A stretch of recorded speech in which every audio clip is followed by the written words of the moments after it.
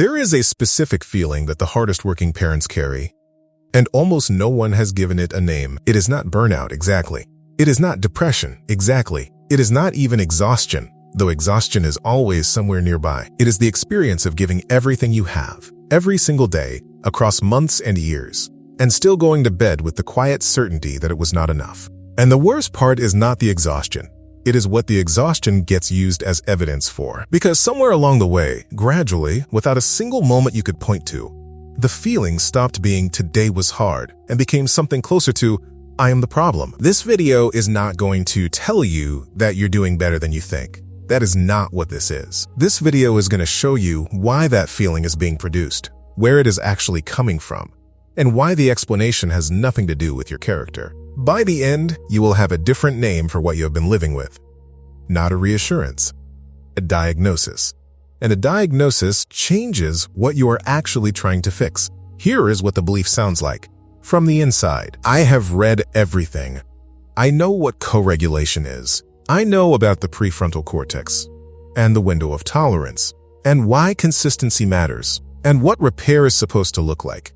I am a grown adult with access to every tool that exists, and I still cannot get through a Tuesday without losing it. Therefore, the problem is me. That conclusion feels airtight because it is the most logical thing to conclude given the information available. You have the knowledge, you have the intention, you have, in most cases, tried, and it keeps not working. What other explanation is there? This is the myth.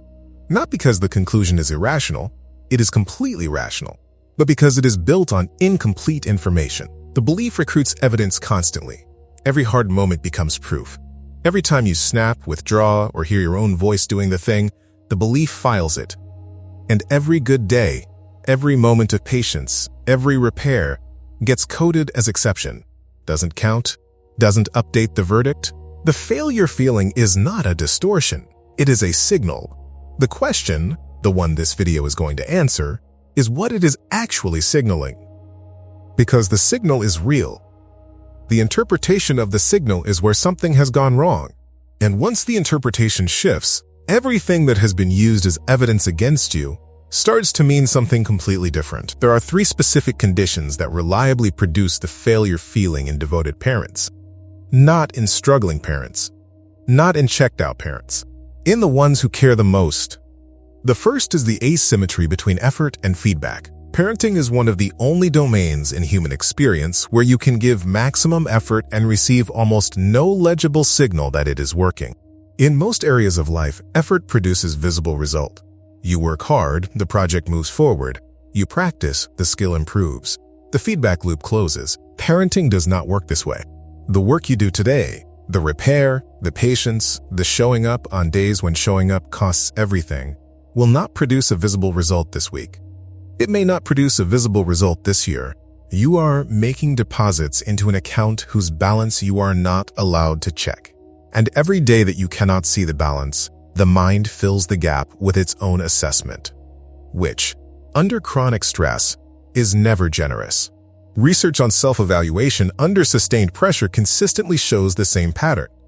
The more depleted someone is, the more they attribute systemic difficulty to personal failure. Not because they are wrong to notice the difficulty, but because depletion narrows the frame. The conditions disappear. Only the self remains visible. When did you last evaluate yourself against what you are actually working with, instead of what you think you should be able to handle? The second condition is the moving standard. The parent you are is always being compared to the parent you pictured.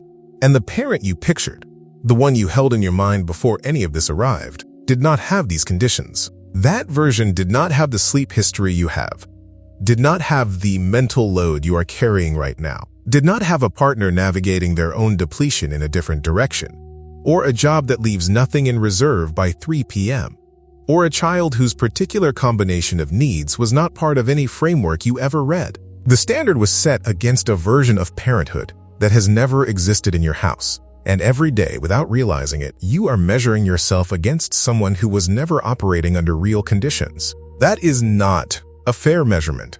It has never been a fair measurement. And it has been running in the background, constantly, producing exactly the verdict you arrive at every night.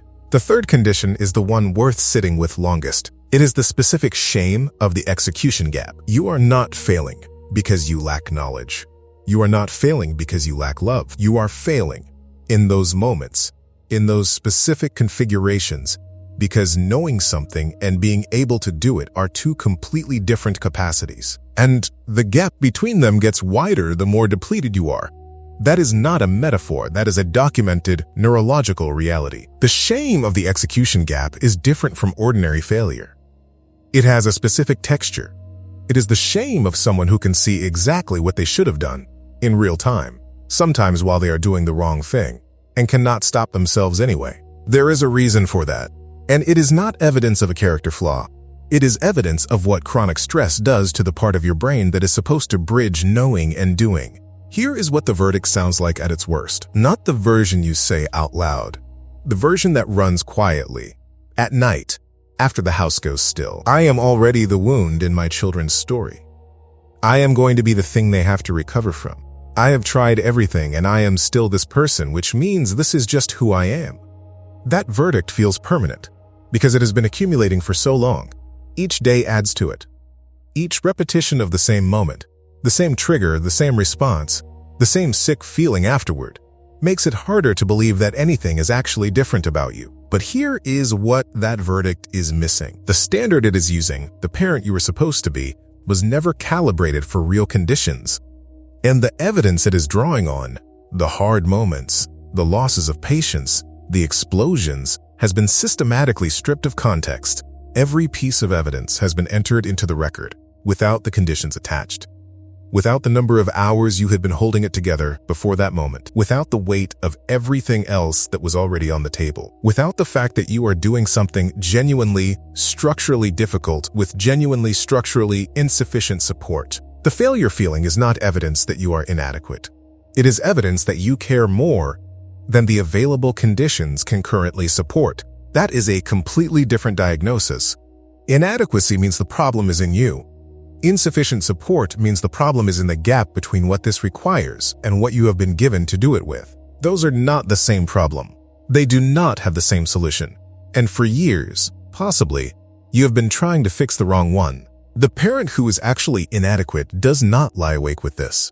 They do not search for a different explanation. They do not feel the weight of this the way you feel the weight of this. The weight is not proof of failure. The weight is proof of how much this matters to you. And that has always been the truth. It has just been the last thing visible from inside the verdict. If what this video named is landing, if something in the last few minutes felt more accurate than anything you have been told about this, the next honest step is not more content. It is a clear picture of exactly where you are right now. There is a parental burnout assessment in the description. It is not a quiz. It is a diagnostic tool that shows you which of these conditions is most active in your life and gives you a week-by-week roadmap calibrated to the level of depletion you're actually in, not the level you think you should be able to handle. The link is in the description and the pinned comment. Here is the objection that is probably already forming. Understanding why this happens doesn't change how 6 p.m. feels tomorrow. That is true. Understanding alone does not reach the nervous system. It does not slow the heart rate when the trigger arrives. It does not restore the prefrontal cortex access that depletion has closed off. This is not that kind of video. And if someone has told you that understanding is enough, that insight is the fix, they were not being straight with you. But here is what a different diagnosis does change. It changes what you are actually trying to fix. When the diagnosis is, I am inadequate, the solution is self-improvement.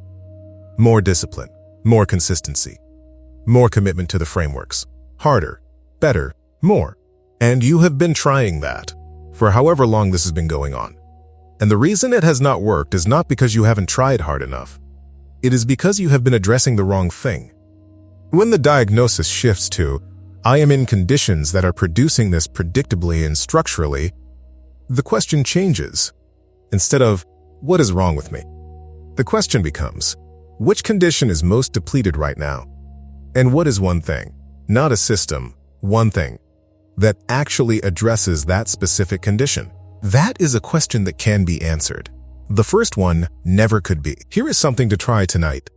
Not as a practice, just as a question. At the end of the day, instead of the accounting, you usually do the catalog of what went wrong. what you should have done differently. Ask one different question. What was I actually working with today? Not what you should have been able to handle. What you were actually working with. The hours of sleep behind you. The weight of what was already on the table before the first hard moment arrived.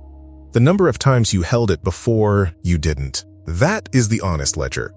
And it produces a completely different verdict than the one you have been entering every night. It does not fix 6 p.m. tomorrow, but it stops you from spending tonight as the prosecutor in a case that was never built on complete evidence. And sometimes, not always, but sometimes, waking up without that weight is what makes the next day fractionally more possible. If this video opens something you want to go further with, the parental burnout assessment in the description is the next concrete step, a clear picture of where you actually are, and a roadmap built for exactly that place.